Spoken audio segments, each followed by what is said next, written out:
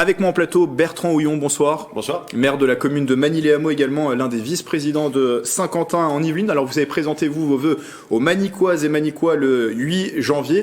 On l'imagine, une thématique qui revient beaucoup dans toutes les têtes en ce début d'année, c'est celle de la sobriété énergétique, suite notamment à la forte inflation. Comment la commune fait-elle face à cette thématique? Est-ce qu'il y a des choses qui sont prévues aussi sur l'année 2023 en matière de sobriété énergétique? Alors on a déjà engagé un certain nombre d'actions depuis octobre, novembre dernier, notamment sur la réduction des chauffages, sur une attention particulière sur l'éclairage. On était déjà passé sur une bonne partie de la commune, sur l'ensemble de nos hameaux, sur de l'extinction de l'éclairage public qu'on a étendu à l'ensemble de la commune. On continue cette année par rapport aussi à du changement de nos éclairages dans les bâtiments communaux avec les LED, même si on l'avait commencé, on va l'accélérer tout simplement cette année. Et puis on continue nos travaux de rénovation énergétique qui sont un élément important, puisque pour donner un exemple, on est sur quasiment 60% d'économie en consommation de chauffage sur une école qui a été, sur un centre de loisirs qui a été rénové énergétiquement. Donc c'est vraiment des enjeux très forts. On n'a pas attendu cette problématique d'inflation de l'énergie pour pouvoir s'atteler à ces difficultés. Sur l'éclairage public, par exemple, depuis 2019, on est déjà à 20% d'économie. Le tout, alors dans un contexte, vous l'avez dénoncé aussi dans vos vœux, de baisse de dotation de l'État. Vous estimez qu'en 10 ans, vous l'avez dit, l'État a pris 1,5 million d'euros à la commune. C'est difficile aujourd'hui d'agir avec de moins en moins de moyens pour les maires? Il faut savoir, grosso modo, une rénovation énergétique d'un bâtiment public, on en a au moins pour 1,5 million. Donc voilà, ce 1,5 million, voilà où il pourrait passer pour pouvoir accélérer et répondre à l'enjeu de changement climatique. Aujourd'hui, il se trouve qu'à côté de ces enjeux de rénovation de bâtis, on a aussi des services publics qu'on rend aux habitants. Et ces dotations ne sont pas venues de nulle part. C'est pas juste un cadeau de l'État. C'était des dotations qui étaient faites pour compenser les services publics délégués par l'État aux communes. L'état civil, la gestion des bâtis, des écoles, les routes, tout ça aujourd'hui on doit le faire, mais finalement avec plus d'argent de la part de l'État. On était à peu près à 175 € par habitant il y a 10 ans en dotation de l'État. Aujourd'hui on est à 14,50 €. Donc avec quand même une baisse de dotation de l'État, des projets quand même qui sont en cours. On va parler justement de ces grands projets de l'année 2023, les nouveautés, les nouveaux dossiers qui pourraient venir sur la table pour Magny-les-Hameaux. Alors il y a un projet en cours dont on parle depuis plusieurs années, c'est cette rénovation, reconstruction du collège Albert Einstein. Est-ce qu'il y aura du nouveau cette année pour le collège magnicois? C'est, comme vous le dites, un gros dossier depuis longtemps. Ça fait plus de 10 ans qu'on en parle. Ça avait été reporté au fur et à mesure. Aujourd'hui, on a donc un dossier de démolition, reconstruction de ce collège avec des matériaux biosourcés, avec une rénovation du coup énergétique importante pour tout ça, avec des espaces aussi en cours qui seront des espaces très végétalisés. Moi, je remercie le département de s'engager dans cette démarche parce qu'en plus ça correspond exactement à ce qu'on demandait au niveau de la commune, étant dans un parc naturel régional, pour avoir quelque chose d'exemplaire en termes de bâti. On va avoir une réunion jeudi, le jury, pour le choix de l'entreprise qui va travailler le sujet. Et ensuite, on espère un démarrage des travaux 2024-2025, sachant que ce seront des travaux lourds, impactants à la fois pour les riverains, mais aussi pour les élèves et l'ensemble du personnel éducatif, puisqu'on sera aussi en site occupé pendant ces travaux.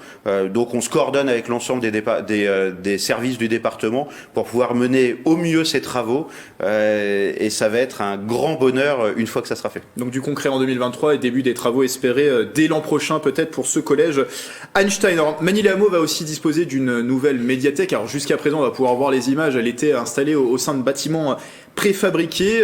Qu'en sera-t-il dans les prochains mois du coup? Comment ça va évoluer sur ce dossier? Alors là aussi, c'est un ancien dossier des villes historiques de l'ex-ville nouvelle. C'était les derniers bâtiments bâtiment préfabriqué pour une médiathèque qui est de la compétence de l'agglomération. Les discussions ont abouti à une programmation sur laquelle également on est totalement satisfait pour avoir un bâtiment qui sera aussi au niveau énergétique très exemplaire et qui permettra aux habitants d'avoir un lieu public de lecture qui soit totalement adapté, avec un agrandissement par rapport à l'état actuel. Aujourd'hui, le permis de construire doit être déposé. Et ensuite, c'est les démarches administratives, on va dire. On espère pouvoir bénéficier de cette médiathèque d'ici fin 2024, début 2025. Attention sur les dates par rapport aux travaux actuellement. Ça peut être très vite allongé. Parce que en ce moment, avec un certain nombre de pénuries de matériaux, de retard, d'effectifs des entreprises de travaux publics, ça peut parfois prendre énormément de retard. On est à l'abri de rien. Il y a un dossier aussi qui est en suspens et ce bâtiment de la Maison de l'Environnement dont l'agglomération de Saint-Quentin-en-Yvelines a mis fin aux activités sur place aussi depuis plusieurs années. Est-ce qu'il y a un nouveau projet qui émerge? Est-ce qu'il y a du nouveau aussi sur ce dossier? Est-ce qu'on pourrait voir des nouveautés en 2023? Alors, sur ce dossier-là, on continue de discuter avec l'agglomération. Rien n'est encore fait. Voilà. Il s'y passe quelques événements. On continue de discuter. Aujourd'hui, il se passe en fait quelques événements, même depuis 2015, depuis l'abandon de ce projet de maison de l'environnement par l'agglomération, puisque la commune occupe les lieux et finalement permet que ce bâtiment puisse être utilisé et reste utilisable. Alors l'autre projet d'envergure, bien sûr, pour la commune, c'est cette ligne 18 du Grand Paris Express. Le métro doit relier Orly à Versailles à l'horizon 2030. Le tracé passe par la commune de Magny-les-Hameaux. Il y aura un arrêt à Saint-Quentin-en-Yvelines au niveau de la commune de Guyancourt. Et on sait que vous avez été opposé au projet. En tout cas, vous avez porté aussi un projet alternatif, puisqu'on sait que ce tracé sur le plateau de Saclay sera en aérien. Est-ce qu'aujourd'hui, vous avez encore des moyens d'action? Est-ce que le tracé est totalement défini? Est-ce qu'il y a encore des moyens d'action pour le maire que vous êtes, cette commune de Magny-les-Hameaux? Il y a aussi d'autres maires qui étaient opposés à ce projet. Ensemble avec les autres maires et les habitants des autres communes concernées et les agriculteurs du plateau, on continue d'intervenir au maximum pour pouvoir permettre que si l'État a choisi cette ligne et continue de la choisir, qu'elle passe sur nos territoires sans abîmer les territoires. Donc en souterrain ? En souterrain ou en tranchée ouverte ou couverte, au maximum, tout simplement pour des questions de continuité agricole, pour des questions d'environnement, pour des questions de bruit aussi, sachant que par exemple les études qui nous sont montrées aujourd'hui démontrent que le niveau de bruit est supérieur aux préconisations de l'OMS aujourd'hui. Dans 10 ou 20 ans, l'État français devra intégrer ces préconisations dans la loi. Et derrière, qu'est-ce qu'on fait ? Donc ça, c'est pas tranché. Vous pouvez encore agir sur le sujet ? Nous, on fera tout pour permettre que si l'État continue de choisir cette ligne-là dans les années futures, puisque c'est une programmation 2030, on continuera de tout faire pour que ça ne mette pas en péril le territoire où ça passe. 2027 pour la partie essonnienne, 2030 pour la partie yvelinoise. On a vu déjà des premiers coups de pioche au niveau des communes de Palaiseau, de Saclay. Est-ce qu'à Magny-les-Hameaux, il y aura des premiers travaux cette année, ou ce sera plutôt dans les prochaines années ? A priori, non. Il y a encore une nouvelle enquête publique, puisque les emprises de chantier et a priori les emprises qui seront programmées dans le futur avec cette ligne-là changent au fur et à mesure des mois. Donc rien ne semble a priori stabilisé aujourd'hui. Alors en 2022 à Magny-les-Hameaux, on a vu s'implanter aussi une nouvelle structure, c'est Graines d'avenir, une école qui permet à des jeunes sans condition d'accéder à des formations diplômantes pour le métier de maraîcher primeur. Alors la nouveauté en 2023, en tout cas on l'espère pour 2023, c'est Thierry Marx qui va normalement implanter sa cuisine mode d'emploi. C'est une cuisine d'application finalement pour le chef. Voilà, la ferme de Bulloyer, c'est un patrimoine incroyable à Magny-les-Hameaux, une ferme du XVe siècle et qui aujourd'hui est en train de se transformer en tiers-lieu agricole, en tiers-lieu d'insertion sociale et en lieu de vie aussi. On a la ferme école avec donc des jeunes qui apprennent ces métiers autour de la production agricole et de la vente de produits agricoles, et sera adossé donc à cette ferme école cette cuisine d'insertion qui va permettre donc l'apprentissage des métiers de cuisine et de service, et évidemment en cuisinant des produits de la ferme directement. Donc on continue de progresser, et c'est des formations qui sont essentielles aujourd'hui, notamment pour notre territoire, pour permettre à des jeunes d'accéder à des métiers d'avenir qui sont la production agricole dont on a énormément besoin, et qui sont les métiers de la restauration dont on a aussi énormément besoin. Et un dernier projet dont je voulais parler avec vous, c'est la maison Madeleine, une maison intergénérationnelle et solidaire qui devrait voir le jour à la fin de l'année, c'est ça? Ou en tout cas les travaux vont débuter cette année? L'objectif est un dépôt de permis dans l'année. On accompagne ce dossier porté par une association qui est un dossier vraiment innovant, qui part sur le principe que toutes les personnes, quelles que soient les conditions, quel que soit le niveau d'autonomie, peuvent réussir à vivre ensemble. On a acheté un terrain directement dans le centre-bourg pour permettre à des personnes qui sont plutôt très âgées, qui sont en situation de handicap, des familles monoparentales, des jeunes étudiants, de pouvoir vivre ensemble avec chacun sa partie privative, avec des espaces communs, un café ouvert sur l'extérieur et éventuellement une crèche aussi pour accompagner tout ça. Voilà, c'est innovant, donc qui dit innovation dit que ça rentre pas forcément dans toutes les cases. L'habitat inclusif, c'est ça malheureusement aujourd'hui, et l'association essaye de boucler un certain nombre de financements, notamment par rapport au fonctionnement, avec le département, et j'espère qu'on va y arriver. Et quels sont les autres grands dossiers à suivre en 2023 à Magny-les-Hameaux?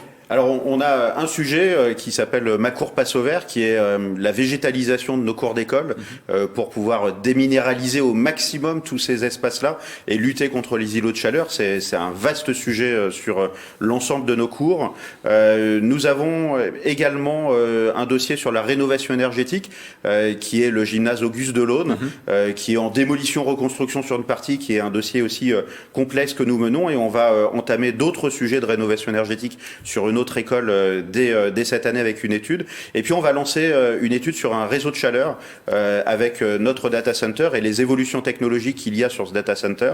Et là encore, ça va être un vaste dossier. Notre objectif est de pouvoir vérifier si on pourrait, via ce data center, utiliser l'énergie pour couvrir l'ensemble des équipements publics. Voilà pour les grands dossiers à Magny-les-Hameaux en 2023. Et pour terminer, on passe à l'interview express. Donc le principe, Bertrand Oyon, 5 questions, des réponses courtes, un oui, un non, un pour ou contre, parfois quelques explications. Je vais vous demander de les donner en 20-30 secondes grand maximum. Est-ce qu'en 2023, vous augmenterez les impôts locaux à Magny-les-Hameaux? Le débat d'orientation budgétaire a lieu au début, à la fin du mois, là. Donc on va étudier tout ça avec l'ensemble des conseillers municipaux. Pour l'instant, c'est pas totalement défini. Évidemment, avec ce qu'on a évoqué, d'évolution budgétaire, comme dans beaucoup de collectivités, ça risque d'être oui. Alors certaines communes ont fait le choix de passer à une limitation de vitesse à 30 km/h. C'est le cas de Magny-les-Hameaux. De votre expérience, est-ce qu'il faudrait l'étendre aux autres communes? Est-ce que vous conseillerez à un maire d'une commune voisine de passer aussi aux 30 km/h? Alors on l'a défini depuis le 1er décembre dernier, donc on en est encore au tout début. L'ensemble des parties agglomérées, donc des parties en ville de notre commune, sont en zone 30. C'est tout simplement une question de priorité. À partir du moment où on est en ville, où il y a de l'habitat, la priorité aux piétons et aux cyclistes, pour faire très attention. Et c'est les piétons et les cyclistes qui sont les plus vulnérables sur l'espace public. Donc moi, je conseillerais à tout le monde d'y aller pour permettre justement que ça devienne une règle éventuellement. Le bio dans les cantines, vous en avez fait aussi le choix, un peu plus de 50%, même 60% de bio dans les cantines magnicoises. Est-ce que vous êtes pour ou contre l'obligation du bio dans les cantines yvelinoises et françaises, forcément? Tout le monde doit y passer. Pour ma part, après obligation ou pas, tout le monde doit y aller. Mais au-delà de la question du bio, il y a aussi la question du local, puisque ça sert à rien de faire traverser la terre entière pour du bio. Donc du local, de saison, et des produits aussi qui bénéficient d'un certain nombre de labels. Je pense à la viande par exemple. L'objectif étant d'avoir une traçabilité vraiment précise de l'ensemble. Malheureusement, dans l'actualité, on a vu des maires, des élus victimes d'agressions ou de menaces. Est-ce que dans l'exercice de vos fonctions, vous êtes déjà senti en insécurité ? Senti en sécurité, non. Par contre, il m'est arrivé de faire l'objet de menaces, d'injures. J'ai porté plainte directement et je remercie les gendarmes pour leur efficacité et la justice qui est passée. Donc c'est très bien. Est-ce que vous êtes un maire heureux ? Dernière question. Oui, très heureux et entouré avec plein de gens formidables et notamment les habitants de la commune. Merci Bertrand Houillon d'avoir été avec nous. Je le rappelle, maire de la commune de Magny-les-Hameaux et très bonne année 2023 dans votre commune. Merci.